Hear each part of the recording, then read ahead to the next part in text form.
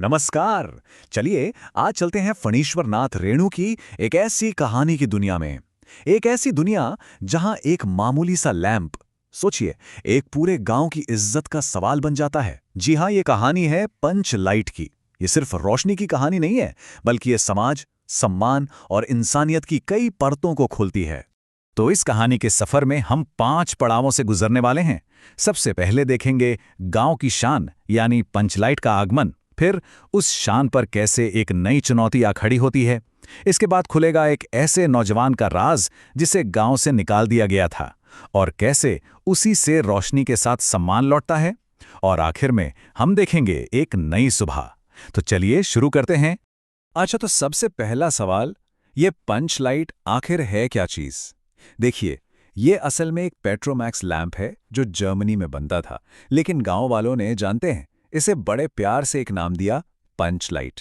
और यकीन मानिए, ये उस गांव के लिए कोई मामूली चीज नहीं थी, ये तो एक सपना था। इसकी अहमियत समझने के लिए ना जरा ये फर्क देखिए।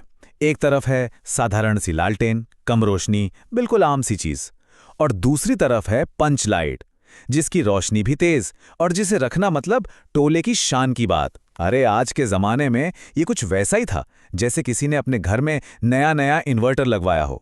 तो चलिए कहानी के पहले हिस्से में चलते हैं, गांव की शान पंच लाइट। सारी कहानी की शुरुआत ही इसी शान को पाने की चाहत से होती है। पहले उस गांव का सामाजिक ताना बाना समझ लेते हैं।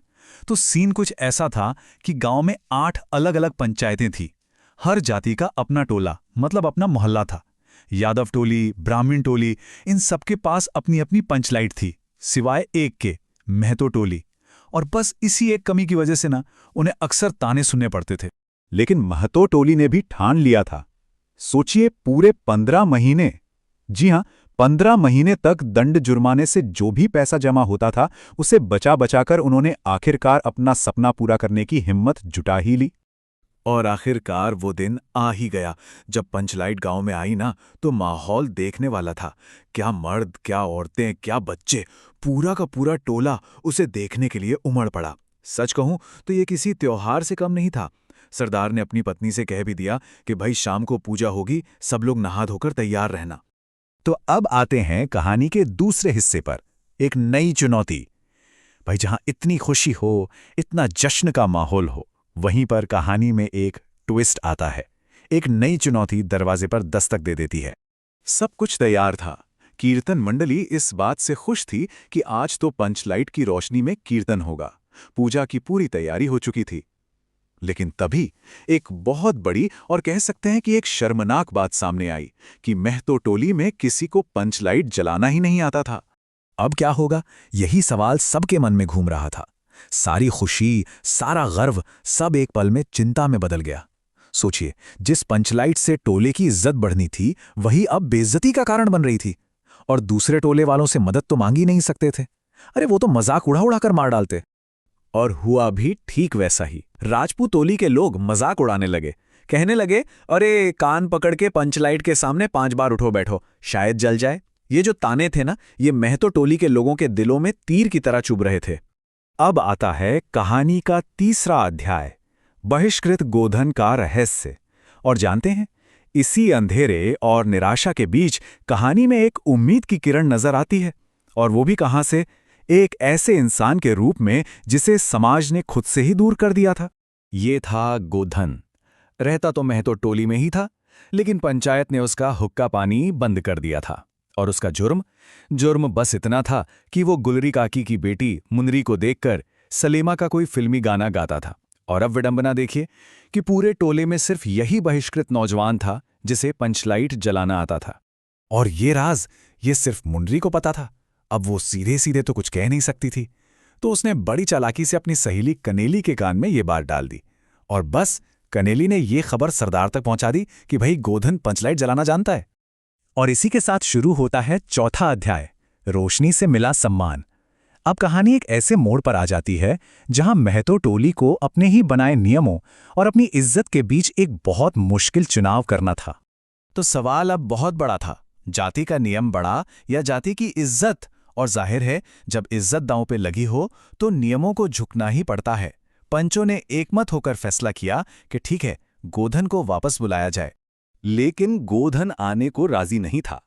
तब गुलरी काकी, जी हाँ वही गुलरी काकी जिन्होंने खुद गोधन की शिकायत की थी, वो उठकर उसकी झोपड़ी तक गईं और उसे मनाकर ले आईं। ये एक बहुत बड़ा पल था। सोचिए, जो कल तक शिकायत कर रही थीं, आज वही मदद मांग रही थीं। गोधन आया और आते ही सीधे काम पर लग गया। उसने पूछा, स्पिरिट कहाँ है? अब गांव में किसी को क्या पता कि स्पिरिट क्या होती है? पर गोधन ने हार नहीं मानी। उसने जुगाड़ लगाया और कहा, चलो कोई बात नहीं, गरी का तेल ही ले आओ। मुन्नी दौड़कर तेल ले आई। गोधन ने लैंप में पंप किया और फिर पंच लाइट से एक सनसनाहट की आवाज आई और धीरे धीरे रोशनी फैलने लगी। और देखते ही देखते पूरा महतो टोला जगमगा उठा। कीर्तन मंडली ने एक सुर में महावीर स्वामी की जय का नारा लगाया।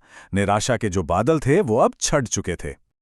और अब कहानी का आखिरी और 5वां अध्याय, एक नई सुबह। ये सिर्फ एक लैंप की रोशनी नहीं थी, बल्कि ये गोधन के लिए और इसके साथ साथ पूरे महतो टोले के लिए एक नई सुबह की रोशनी थी।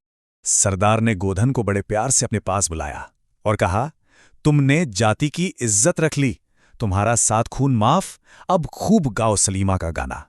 बस एक ही पल में गोधन के सारे गुनाह माफ हो गए थे। उसे सिर्फ माफी ही नहीं मिली, उसे सम्मान भी मिला। मुंदरी के साथ उसके रिश्ते को भी हरी झंडी मिल गई। और तो और गुलरी काकी ने उसे रात के खाने पर भी बुलाया।